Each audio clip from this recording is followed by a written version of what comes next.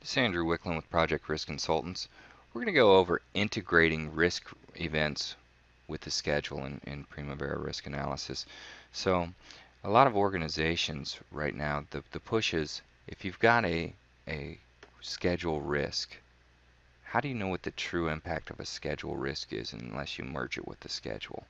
Because of the way float works and everything else and multiple critical paths, there's no way to really tell me what a schedule risk does to the schedule unless you know for 100% fact that that risk can never leave the critical path and it's on that critical path 100% of the time, a day for day slip.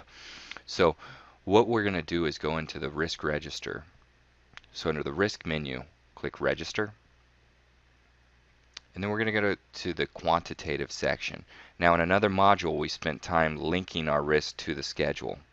Now what we're going to do is go to the next step and say, okay, now that we've linked things and said where they would attach to the schedule, we're going to actually attach them to the schedule. These risk events are going to become probabilistic activities. So I'm going to build my impacted risk plan. I click the Tools menu and click Build Impacted Risk Plan. And one of the things we talked about before is I have the ability to build a pre and post mitigated scenario. So in this case, I'm going to build the pre and post mitigated because we put mitigation steps in. I typically, when I'm scenario modeling, I might build the pre-mitigated scenario only because my pre-mitigated scenario is where we're at now. Any mitigations I come up with after that will be based on our simulations. So it just depends on what you're trying to show. Our post-mitigated scenario might be actually where we're at, but I might want to show the difference between pre and post-mitigated to show what we've already saved.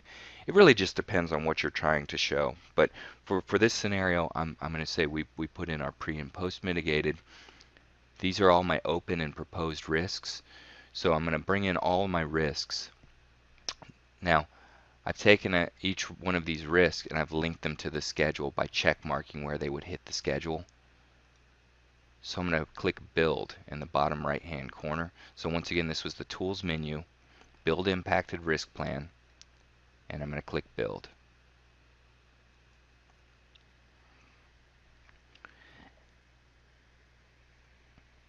Now what Primavera Risk just did is it took all of those activities all those risk events that we just looked at and then turned them into activities.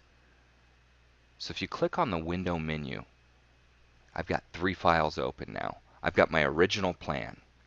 The original plan has the risk register sitting on top of it. None of the risks have been integrated in. If I click on that one, I go to the risk register. I've got my original plan in a risk register. They're disconnected. When I look at the pre-mitigated scenario, this is my pre-mitigated risk positions. So say for example I've got a contract delay risk. It's linked it into the schedule where I said it should at characterization. What it's done, I mentioned this before, it takes and does a finish to start link. So I linked it to characterization, it does finish start. So if I look at characterization, it does finish start to the contract delay. So the contract delay is the successor. Now it looks a little funny the way Primavera Risk does the linking, because what it actually does is it removes the links from that original characterization activity and it creates a risk summary task for characterization. So the original predecessor and the original successor will go through this summary task. The reason they did it like that is they wanted a slice and dice capability. So if someone looks at a tornado chart and they say, well, was it the activity that did the damage? Was it the risk event that did the damage? Or was it the combination of the two that really it's both of them working together that did it? It gives you that slice and dice functionality.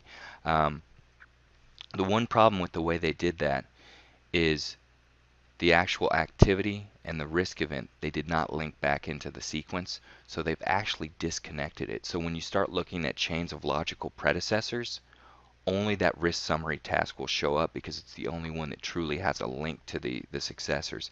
So it's a bit of a flaw in the way that they linked it. I could actually take these 2 successors and link it into this and it'll be back in the chain. It's a small oversight on the, I think, on the part of the developers, but those will fall off if you do a chain of logical predecessors on your tornado chart. So that can be a little bit frustrating there. So now, when you look at this contract delay, it's a big red line item, 0 days duration. And you see on this schedule, it's 60% chance of occurrence. So if you go down to the bottom, this risk and uncertainty tab, and I click on the duration uncertainty, notice it's 20 to 35 days. So it's 0 days by default. It doesn't exist. When it does occur, though, it's 20 to 50 days. When I look at the existence risk, that's my probability of occurrence. It's 60% chance. So, and you can see the way it links. Keep links to other tasks. So basically, it just, when it doesn't occur, it dissolves. If you selected the other option, it would remove the links to the other tasks. Now, because everything is running through the risk summary task, that option doesn't really matter the way this is linked. But so that's what it's doing. When I go ahead and click risk and run risk analysis, you'll notice I step through. The first time I step through the simulation, that risk fired. 37 days, you'll notice the logic is running through this risk summary bar, and it pushes out pre-design and optioneering and feasibility and design. Now I'm going to step through again. It occurred again. I step through again. That risk didn't occur. You'll notice now everything falls back in line. So it didn't happen 3 times in a row. It happened again. That risk fired at 40 days. Everything got pushed out because the risk occurred. So that's what it's doing. All it's done is said, hey, you know what? This contract delay is going to be in our schedule somewhere. So based on where that contract delay comes in, when it occurs, it's going to push activities out. So there's only a 60% chance that it occurs. So I'm going to go ahead and complete these iterations. And what I want to show you is why this is a big deal, because oftentimes what people will do is put a huge 3-point estimate on the characterization activity. Well, why that doesn't work is because that probability of occurrence makes a huge difference statistically. And it actually, people think, oh, we're looking at risk events. Well, that's going to make things much more pessimistic. Well, it doesn't really make things more pessimistic, and the reason is accounting for that probability of occurrence is much better than actually just going through and looking at a huge 3-point estimate. Because this tall spike on the left, you can see 40% of the time my iterations landed out over here. Then 60% of the time they landed in this section for characterization. So if I hadn't done that and I had used a big 3-point estimate, it would have filled in the gap between this whole gap in the graph, and it would have started pushing my curve. Instead of, you can see how the cumulative curve has this gap and then it comes over. You would have seen it skew that curve to the right, and a lot of these values may have been skewed. Accounting for the probability of occurrence of a risk is a huge part of what we're trying to do. So anyhow, going through this, these risks have now become activities. So when I start scenario modeling, I can look through and I can say, oh, I'm just playing scenarios. Oh, we could make that contract delay. We can reduce that probability by doing something. I can reduce that to a 20% chance of occurrence. I can run through and do a risk analysis. Now I'd do a save it as a separate scenario. And when I look at this,